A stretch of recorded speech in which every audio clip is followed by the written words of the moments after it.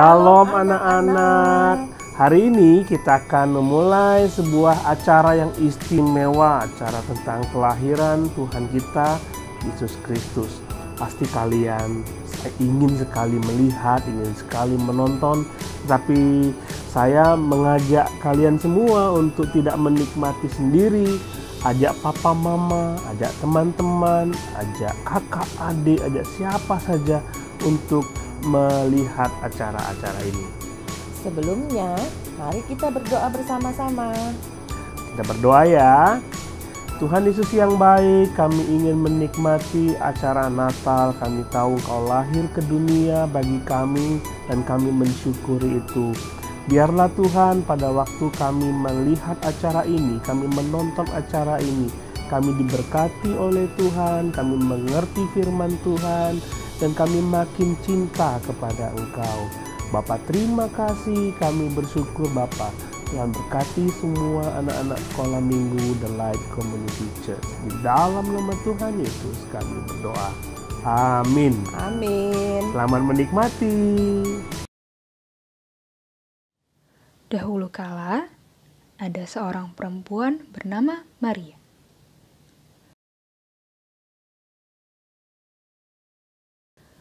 Maria ini punya tunangan, namanya Yusuf.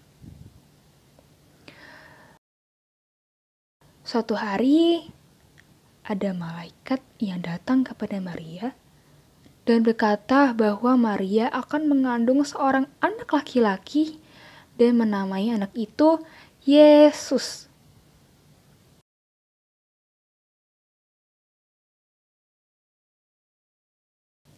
Maria mengandung anaknya dan Maria menyanyikan pujian. Adik-adik, yuk sama-sama kita menyanyikan pujian juga.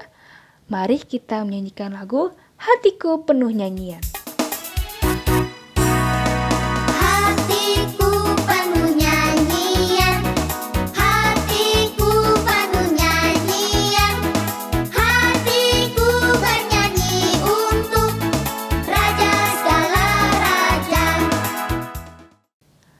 Maria dan Yusuf pergi ke Bethlehem karena kaisar menyuruh semua orang untuk mendaftarkan diri.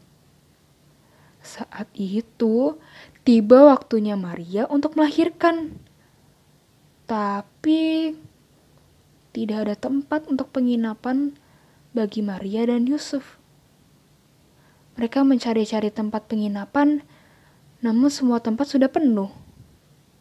Nah, satu-satunya tempat yang kosong adalah kandang domba.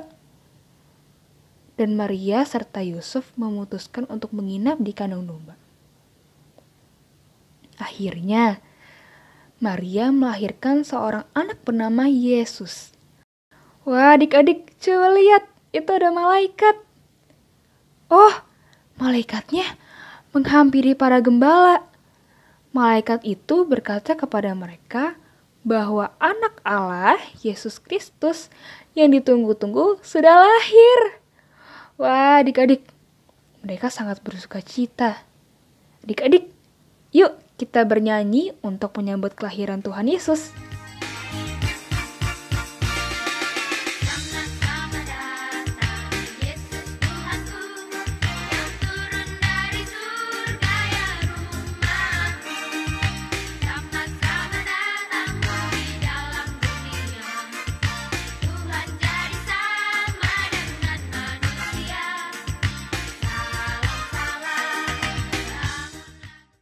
Nah, adik-adik, barusan kita mendengarkan cerita tentang kelahiran Tuhan Yesus.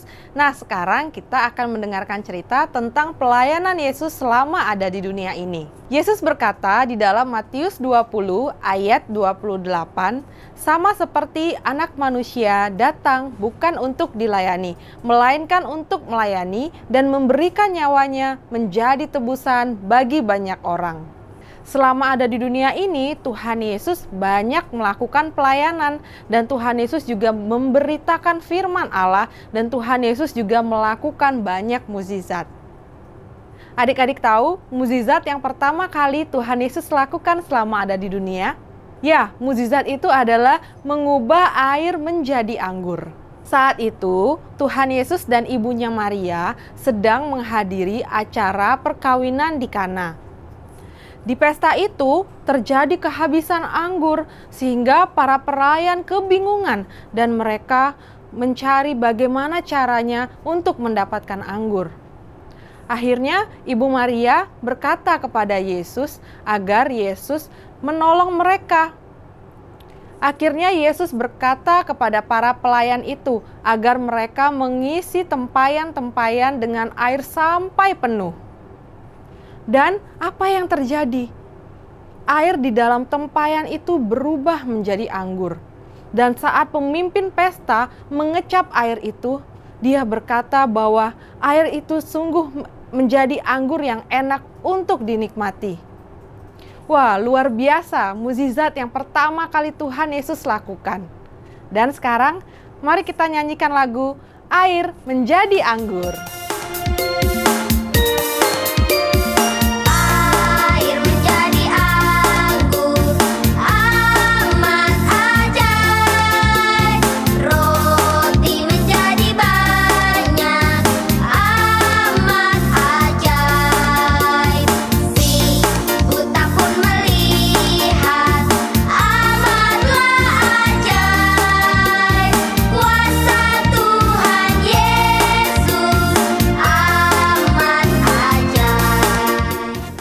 Lalu Yesus juga banyak melakukan mukjizat lain loh adik-adik, yaitu memberi makan 5.000 orang dengan 5 roti dan 2 ikan. Saat itu orang banyak berbondong-bondong mengikuti Yesus. Dan saat Yesus melihat mereka, tergeraklah hatinya oleh belas kasihan. Saat menjelang malam, murid-murid Yesus berkata kepada Yesus agar menyuruh orang banyak itu untuk pergi dan mencari makan. Tetapi Yesus berkata kepada murid-muridnya agar murid-murid itu yang memberikan mereka makan. Murid-murid berkata, yang ada pada mereka hanya 5 roti dan 2 ikan. Lalu Yesus mengambil roti itu, mengucap syukur dan membagi-bagikannya kepada orang banyak. Begitu juga dengan ikan-ikan yang ada. Dan sungguh luar biasa adik-adik.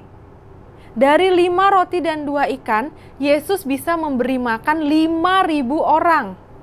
Dan dari situ pun ada sisa 12 keranjang. Nah adik-adik, ayo sama-sama kita nyanyikan lagu 5 roti dan 2 ikan. 5 roti dan 2 ikan, Tuhan Yesus yang memberkati. Amin. Dimakan 5.000 orang, sisa 12 keranjang. Hai teman, apakah kau dengar? Dengarlah mujizat Tuhan. Dimakan 5.000 orang, sisa 12 keranjang. Adik-adik tahu nggak? Kalau Tuhan Yesus juga berkuasa untuk menyembuhkan orang sakit.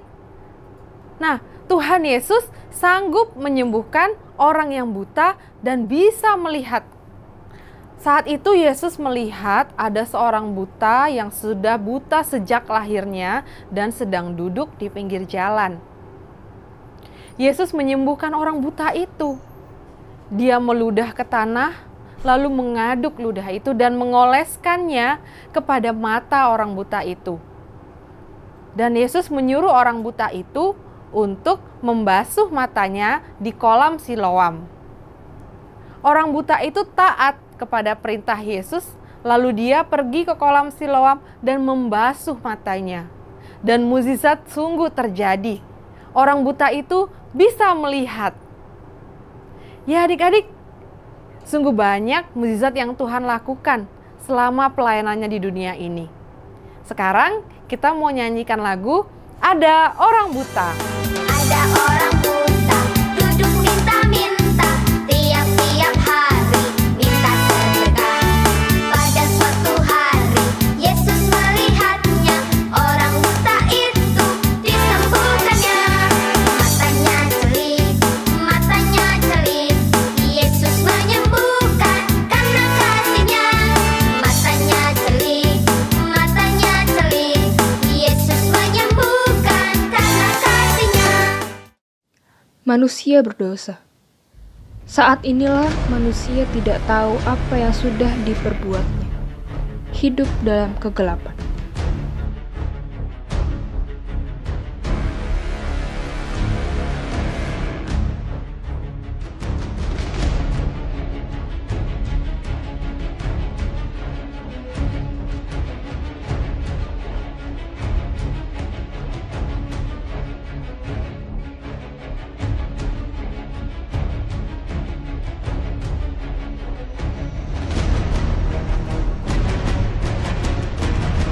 Roma 3 ayat 20. Karena semua orang telah berbuat dosa dan telah kehilangan kemuliaan Allah. Mami, apakah kamu sudah tahu bahwa Tuhan Yesus sudah mati di kayu salib? Betul, Rafa. Tuhan Yesus mati di kayu salib bagi kita semua, supaya setiap orang yang percaya tidak binasa, melainkan beroleh hidup yang kekal. Sesuai ayat firman Tuhan, Yohanes 3 ayat yang ke-16. Hidup kekal itu gimana, Mami? Hidup kekal itu adalah hidup selama-lamanya di surga bersama Tuhan Yesus. Yeay! Bukankah Tuhan Yesus sudah bangkit juga, Mami? Betul, Rafa. Tuhan Yesus sudah bangkit pada hari yang ketiga setelah dia dikuburkan. Kuburnya kosong. Dia benar-benar hidup. Haleluya! Yesus adalah Tuhan.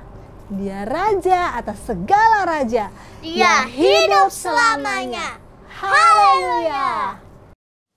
Karena kasih Tuhan, dia rela mengorbankan dirinya mati di kayu salib. Dengan darahnya yang tercurah, manusia dihapuskan dosanya. Yohanes 1 ayat 12. Tetapi semua orang yang menerimanya diberinya kuasa supaya menjadi anak-anak Allah, yaitu mereka yang percaya dalam namanya. Matius 28 ayat 18-20. Yesus mendekati mereka dan berkata, "Kepadaku telah diberikan segala kuasa di surga dan di bumi. Karena itu, pergilah, jadikanlah semua bangsa muridku, dan baptislah mereka dalam nama Bapa dan Anak dan Roh Kudus. Dan ajarlah mereka melakukan segala sesuatu yang telah kuperintahkan kepadamu. Dan ketahuilah aku menyertai kamu senantiasa sampai kepada akhir zaman." Kabarkanlah Injil, karena itu adalah perintah Tuhan. 2 Petrus ayat 3.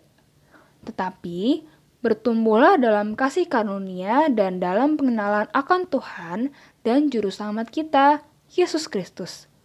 Baginya kemuliaan sekarang dan sampai selama-lamanya. Nah, kita telah melakukan perintah Tuhan. Kita akan mendapatkan kemenangan. Yohanes 14 ayat 6. Kata Yesus kepadanya, "Akulah jalan dan kebenaran dan hidup. Tidak ada seorang pun yang datang kepada Bapa kalau tidak melalui aku." Ku menang bersama Yesus Tuhan. Ku menang di dalam peperangan. Ku menang atas segala setan. Haleluya, haleluya, ku menang. Ku menang bersama Yesus Tuhan. Ku menang di dalam peperangan. Ku menang atas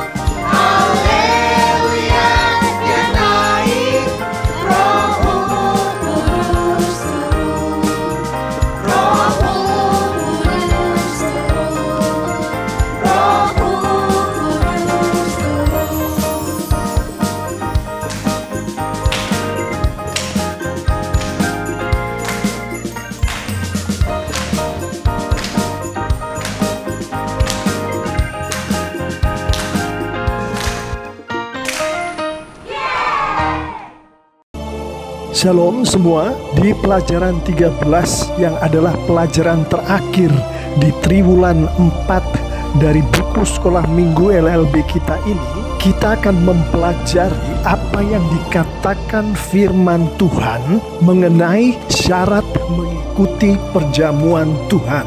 Pertama, saya mau mengajak kita semua untuk memperhatikan Kisah Para Rasul 2 ayat 41 dan 42. Orang-orang yang menerima perkataannya itu memberi diri dibaptis, dan pada hari itu jumlah mereka bertambah kira-kira 3.000 jiwa. Mereka bertekun dalam pengajaran rasul-rasul dan dalam persekutuan, dan mereka selalu berkumpul untuk memecahkan roti dan berdoa. Perhatikan frasa orang-orang menerima perkataannya. Dengan membaca nas ini selengkapnya, kita mengetahui bahwa yang dimaksud perkataannya adalah khotbah Rasul Petrus mengenai Yesus Kristus. Ini artinya orang-orang itu percaya bahwa Yesus adalah Tuhan dan Juru Selamat. Artinya orang-orang ini sudah lahir baru, di dalam mereka ada Roh Kudus Tuhan. Selanjutnya kita perhatikan frasa memberi diri dibaptis. Jadi setelah orang-orang itu percaya kepada Tuhan Yesus, mereka dibaptis. Baru setelah dibaptis mereka memecahkan roti. Frasa memecahkan roti di sini adalah mengambil bagian di dalam perjamuan Tuhan. Kedua, saya mau kita semua untuk berkonsentrasi ke Matius 28 ayat 19 dan 20. Ini adalah amanat agung Tuhan Yesus. Yesus mendekati mereka dan berkata, "Kepadaku telah diberikan segala kuasa di sorga dan di bumi. Karena itu pergilah, jadikanlah semua bangsa muridku, dan baptislah mereka dalam nama Bapa dan Anak dan Roh Kudus. Dan ajarlah mereka melakukan segala sesuatu yang telah kuperintahkan kepadamu. Dan ketahuilah, aku menyertai kamu senantiasa sampai kepada akhir zaman." Perhatikan frasa jadikanlah semua bangsa muridku. Muridku di sini adalah murid-murid Tuhan Yesus. Orang-orang yang sudah menjadi murid-murid Tuhan Yesus, artinya orang-orang itu percaya pada Tuhan. Selanjutnya perhatikan frasa baptislah mereka dalam nama Bapa dan Anak dan Roh Kudus. Jadi setelah mereka percaya pada Tuhan Yesus, mereka dibaptis. Frasa selanjutnya adalah melakukan segala sesuatu yang telah kuperintahkan kepadamu, yang telah diperintahkan oleh Tuhan Yesus kepada orang-orang yang sudah menjadi anak-anak Tuhan. Dan perintah Tuhan Yesus ini salah satunya adalah berpartisipasilah dalam perjamuan Tuhan. Jadi di amanat agung Tuhan Yesus pun firman Tuhan menunjukkan kepada kita, percaya dulu kepada Tuhan Yesus, kemudian dibaptiskan, baru kemudian berpartisipasi di dalam perjamuan Tuhan. Saya akan menutup pelajaran 13 ini dengan dua penerapan yang sangat sederhana. Pertama adalah berdoalah meminta Roh Kudus membuat Anda percaya bahwa Yesus adalah Tuhan dan Juru Selamat. Penerapan pertama ini adalah bagi mereka yang belum menerima Tuhan Yesus sebagai Juru Selamat. Penerapan kedua adalah berdoalah meminta Roh Kudus membimbing Anda untuk menyerahkan diri untuk dibaptis. Baru setelah itu, ambil bagianlah dalam perjamuan Tuhan. Dengan demikian Tuhan Yesus dipermuliakan. Dengan demikian kita semua anak-anak Tuhan diberkati. Amin. Dalam rangka Natal saat ini, Kak Billy dan Kak Andika akan mengajak adik-adik semuanya untuk kita membuat prakarya, yaitu pohon Natal. Nah, ini bahan-bahan yang harus kita siapkan: kertas asturo, HVS berwarna, gunting, cutter, double tip, lem tembak dan isinya, juga lem uhu. Lalu gunakan karton bekas ukuran besar, sedang, dan yang kecil. Nah, untuk memulainya kita lipat dulu karton besarnya seperti ini. Setelah kita lipat, kita buang bagian kecilnya, dilipat dulu, lalu kita potong ya adik-adik.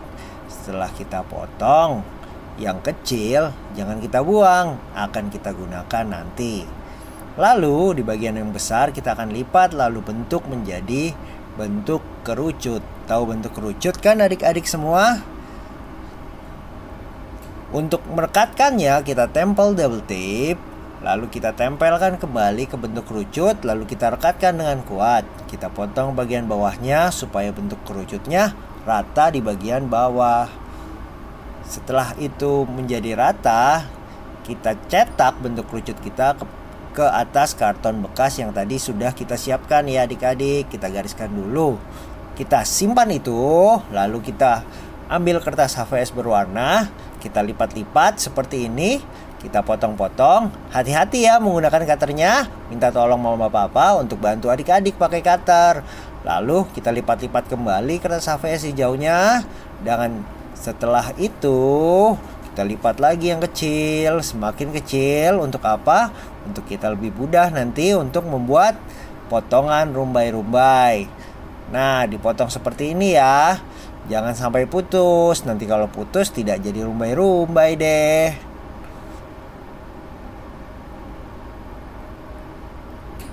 Dan kalau selesai semua kita lipat-lipat, kita gunting-gunting, hasilnya akan seperti ini.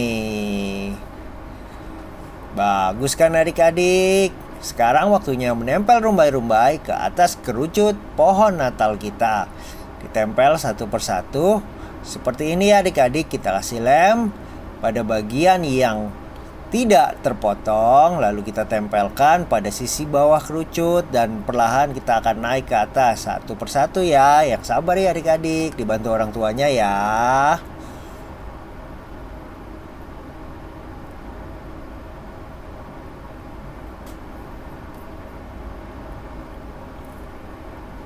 Nah, itu kan semakin terlihat bentuknya dan jadinya akan seperti ini. Lalu kita ambil kembali kardus yang tadi sudah kita gambar dengan bentuk lingkaran untuk menjadi alas dari pohon Natal kita. Kita tempelkan di bagian bawah pohon Natal kita, dan supaya dapat terekat kita ambil lem tembak, lalu kita tempelkan di bagian dusnya untuk bisa menempel di bagian bawah. Lalu kita ambil dus yang panjang, kita rekatkan kembali menjadi satu bentuk tabung. Lalu biar lebih cantik kita ambil kertas berwarna, kita tempelkan kembali supaya terlihat berwarna hijau yang cantik adik-adik. Kita rekatkan kembali dengan lem ya. Lalu kita bisa tempelkan kembali di bawah pohon Natal kita supaya pohon Natal kita ada apanya? Ada kakinya, ada batang pohonnya yang cantik. Lalu kita buat lagi satu lingkaran yang lebih besar dari kardus, kita tutup dengan kertas HVS berwarna, dan kita tempelkan pohon Natal kita di atas alas tersebut. Jadinya seperti ini.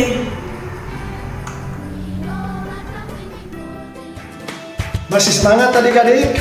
Oke, kita barusan saja selesai dengan pelajaran 13, yaitu pelajaran terakhir sekolah minggu TLCC. Oke, tepuk tangan untuk kita semua. Oke, kita akan menutup dengan doa. Antoni akan berdoa untuk menutup sekolah minggu gabungan kita pada kali ini. Mari silakan Tante Koni. Mari adik-adik kita berdoa menutup sekolah minggu gabungan. Bapa kami yang kami kasihi di dalam nama Yesus Kristus, kami bersyukur kalau pada pagi hari ini kami boleh belajar bersama-sama Tuhan Yesus di pelajaran terakhir materi ulang ini tentang syarat-syarat mengikuti perjamuan Tuhan. Kami mau bersyukur untuk minggu ke minggu yang sudah kami lalui bersama-sama, di mana ini adalah hari minggu terakhir dari tahun 2020. Kami mau bersyukur karena pelajaran ini memberikan kepada kami penerangan bagaimana kami syarat-syarat seperti apa yang harus kami lakukan atau ikuti supaya kami layak untuk mengambil bagian di dalam perjamuan Tuhan. Tuhan Yesus, tolong kami supaya setiap pengajaran yang sudah kami dengarkan boleh tetap kami ingat di dalam kehidupan kami, dan juga terlebih lagi Tuhan, kami memohon Roh Kudus-Mu sendiri yang akan menolong kami melakukannya dalam kehidupan kami, sehingga hidup kami terus berbuah dan menghasilkan kebenaran di dalam Tuhan. Kami mau bersyukur juga untuk murid-murid yang sudah setia mendengarkan pelajaran ini, dan juga guru-guru yang sudah setia untuk memberikan pengajarannya. Terima kasih Bapa untuk kebaikan yang sudah Tuhan nyatakan kepada kami, khususnya kepada adik-adik dan teman-teman guru-guru di sekolah minggu di LCC. Terima kasih Bapa, karena hanya di dalam satu nama Yesus Kristus penebus kami yang hidup, kami berdoa dan mengucap syukur. Amin. Amin. Puji Tuhan. Oke, bye.